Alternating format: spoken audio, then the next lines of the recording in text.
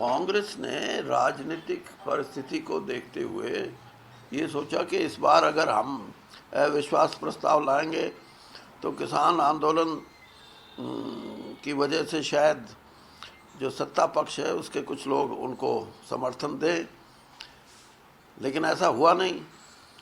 कांग्रेस ने अपनी वोट दे दी, विपक्ष ने दो आदमी जो थे उन्होंने भी कांग्रेस का साथ दिया, जो जिनको सरकार का साथ देना सरकार का दिया। लेकिन ये है क्यों? इसकी सबसे बड़ी वजह ये है कि एक समय था जब हम ये समझते थे कि प्रजातंत्र में आया राम गया राम की जो एक दौर चला था उससे प्रजातंत्र कमज़ोर हुआ है, और तब ये सोचा गया था कि एंटी डिफेक्शन एक्ट लाया जाए जिससे कि सरकारों में स्टेबिलिटी रहे। स्टेबिलिटी तो रही सरकारों में, उसका प्रभाव भी अच्छा पड़ा, लेकिन उसका दुष्प्रभाव ये हुआ कि जो हमारी अपनी एक जन प्रतिनिधि की अपनी भावनाएं होती हैं, कोई ज़रूरी नहीं है कि वो पार्टी लाइन पे उसी तरह लकीर के फ़कीर बन के उसकी पार्टी लाइन पे भावनाएं हो सकता है। हमारे सोच में, हर आदमी की सोच में कुछ ना कुछ फ़र्क है, तो वो पार्टी का महत्व ज़्यादा हो गया और उस वजह से आम जो जनप्रतिनिधि है उस पर एक किस्म से रुकावट पैदा हो गई। उसको डर लगने लगा कि कहीं मैं पार्टी से हटके कोई बोलूँगा तो मेरी डिस्क्वालिफिकेशन है।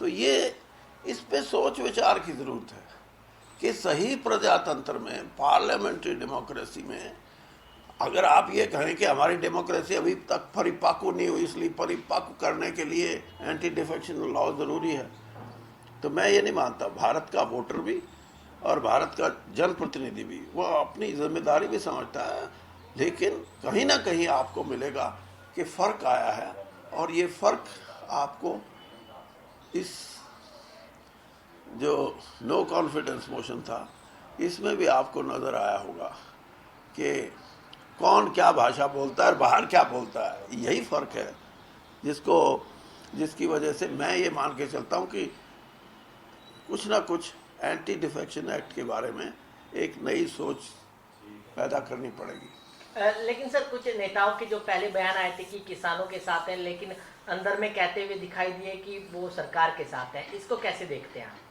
मैंने बता दिया ना, इसको मैं इसलिए नहीं देखता कि वो सरकार से डरते हैं, मैं इसलिए देखता हूँ कि उनकी मेंबरशिप जाने का उनको जब खतरा होता है, जब 3 लाइन व्हिप आ जाता है,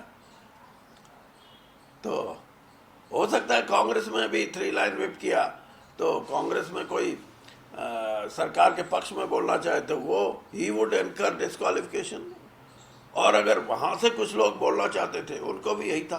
तो ये सही रूप नहीं है प्रजातंत्र का।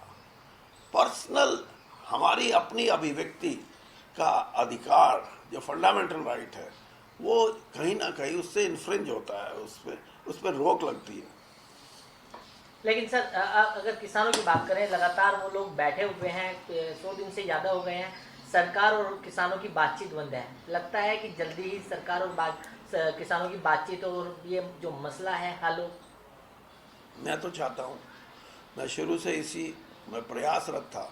मैंने अपनी पार्टी में भी और मैंने किसान भाइयों में भी इस बात को ज़रूर कई बार इस बात की विशेषता, इस बात की ज़रूरत बताई कि हमारे को डायलॉग, संवाद कभी ख़त्म नहीं करना चाहिए। संवाद रहेगा तो कोई ना कोई निर्णायक बात निकलेगी और किसान जिस तकलीफ़ में बैठा है उसकी तकलीफ़ का निवारण होगा। लेकिन 26 जनवरी के बाद ऐसे हालात हैं जैसे कोई बात ही नहीं करना चाहता, तो ये कोई अच्छी स्थिति नहीं है। मैं ये चाहूँगा कि बात दोबारा से शुरू हो, और प्रधानमंत्री भी जब ये बोलते हैं कि मैं तो एक टेलीफोन कॉल पे, तो फिर रुकावट कहाँ है? देखिए, कहीं ना कहीं जब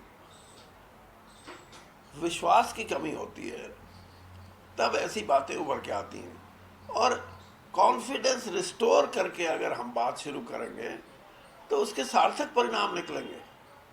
किसान कोई छोटी वो नहीं है कि इस देश में 1-2% लोग हैं या 4% हैं।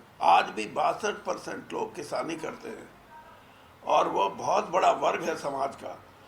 और इस कोरोना काल में जब सब कुछ आर्थिक अवस्था में नीचे जा रहा था, 29 तक तो हम पहुंच गए थे, तब भी खेती में ग्रोथ हुई।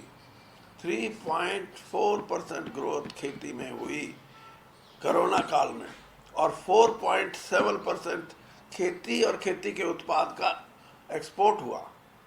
ये वो उस किसान की और वो अगर कुछ बात अपनी रखे या उसकी शंकाएं हों तो दूर होनी चाहिए।